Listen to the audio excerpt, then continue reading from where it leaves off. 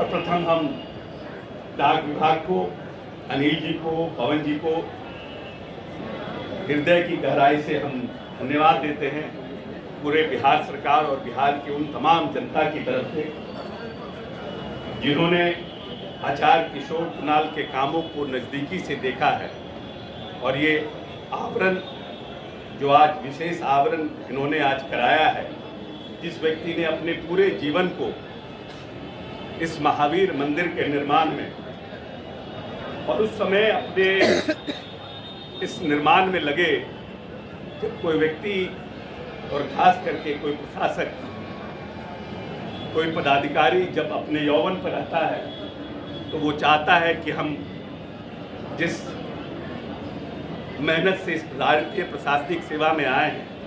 उसकी हम प्रगाढ़ता को, उसके हम उच्च पद को प्राप्त करें। लेकिन आचार्य किशोर कुणाल जी ने न सिर्फ इन सबको छोड़ा, और शांभवी ने बहुत सही कहा कि धर्म के लिए लोग, बहुत से ऐसे देश के उदाहरण हैं, रोज हम लोग देखते हैं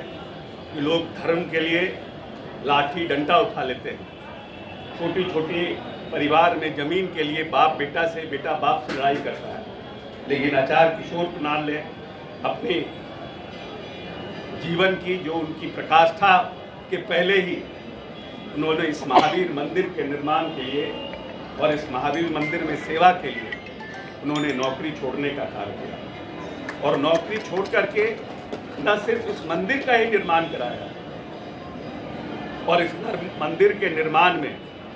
हमें याद है, हम समझते हैं, हम 10-12 साल के रहे होंगे, जब हम आते थे मंदिर से, सीढ़ी से हम लोग हनुमान जी को नीचे दर्शन करने जाते थे, और काफ़ी विरोध हुआ था उसमें भी इस मंदिर का। जब किशोर कुणाल जी इस मंदिर में आए थे तो बहुत लोगों ने इसका विरोध भी हुआ था कि पता नहीं मंदिर ऊपर जाना चाहिए, नहीं जाना चाहिए। लेकिन क्योंकि वो इरादे कितने पक्के थे, उन्होंने न सिर्फ इस भव्य मंदिर का निर्माण किया, बल्कि डॉक्टर एस.एस. झा साहब बता रहे थे कि 9 माह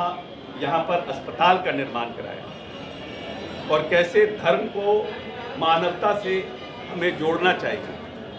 जब जब उनके साथ हम बैठते थे तो वो कहते थे कि सूरज ने कभी किसी जाति और धर्म के नाम पर भेदभाव नहीं किया, पानी ने कभी जाति और धर्म के नाम पर भेदभाव नहीं किया, हवा ने नहीं किया, इस धरती ने नहीं किया जो अनाज बनाती है। तो जब नेचर ने नहीं किया तो हमारा क्या अधिकार है कि हम किसी जाति और धर्म के नाम पर किसी के साथ भेदभाव करने का कारण है। और यही कारण है कि जब महावीर मंदिर कैंसर अस्पताल बन रहा था, जब उसकी नींव पड़ रही थी, तो प्रदेश के एक बड़े नेता जिनका प्रादुर्भाव उस समय अपने चरम पर था,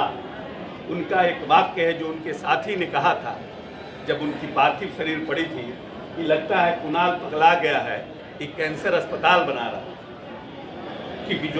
जो बड़ा आदमी होता है वो दूरदर्शी होता है, और अपने जाने से पहले क्या उनकी दूरदृष्टि, उन्होंने देश के सबसे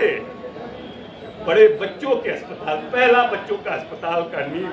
इस प्रदेश में डाल कर, इसलिए हम सभी जो लोग यहाँ उपस्थित हैं, यह हम सब के लिए बड़ा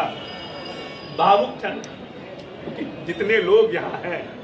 उन्होंने नहीं सोचा था कि कुणाल साहब हम लोगों को इतनी जल्दी छोड़ के चले जाएं, क्योंकि उनके काम करने की जो शैली थी वो जीवट थी, चाहे वो 5 बजे सुबह हो, चाहे रात हो, चाहे 2-2 बजे रात तक किताब लिखना हो। जब भारत सरकार ने सुप्रीम कोर्ट में जब राम मंदिर के लिए केस लड़ा जा रहा था, तो केस में जैसा अजय सिंह जी बता रहे थे कि उस केस में लीगल पॉइंट्स को हम कैसे इनकॉर्पोरेट कराएं, और हम सब भाग्यशाली हैं, बिहार की तमाम धरा की जो जनता है वो भाग्यशाली है, इस प्रदेश में आचार्य किशोर कुणाल पैदा हुआ। जो सुप्रीम कोर्ट का निर्णय हुआ, उस सुप्रीम कोर्ट में निर्णय में अयोध्या रिविस्टेड के बहुत से जो उनके कोर्ट थे उसको अपने ऑर्डर में इनकॉर्पोरेट किया गया। और आज उस समय जब पूरा हिंदुस्तान चल रहा था अयोध्या के लिए, बाबरी मस्जिद के लिए, तब दो बार भारत सरकार के ऑफिसर ऑन स्पेशल ड्यूटी में रहे और उस कठिन जटिल परिस्थितियों को भी उन्होंने झेलने का काम किया और उसमें सद्भावना बनाने का काम किया, प्रयास किया कि दोनों पक्ष कहीं न कहीं, और आज अगर सुप्रीम कोर्ट का जो ऑर्डर आया है उसमें कहीं न कहीं आचार्य किशोर कुणाल का भाव भी निहित है। इसीलिए हम सब आज डाक विभाग के प्रति अपना आभार व्यक्त करते हैं, अनिल जी के प्रति अपना आभार व्यक्त करते हैं, जो उन्होंने आज इस आवरण कार्यक्रम का आयोजन कराया। और सबसे खुशी इस बात की है कि जिस व्यक्ति को पूरा देश और दुनिया इस महावीर मंदिर के लिए जानता और पहचानता है, जिसने अपना पूरा जीवन इस मंदिर में खून पसीना लगाकर और इसको खड़ा करने का काम किया, आज पूरा डाक विभाग यहाँ उपस्थित होकर उनको सच्ची श्रद्धांजलि व्यक्त कर रहा है। बहुत बहुत धन्यवाद। अगर आपको ये खबर अच्छी लगी तो चैनल को सब्सक्राइब करना नहीं भूलें और बेल आइकन जरूर दबाएं।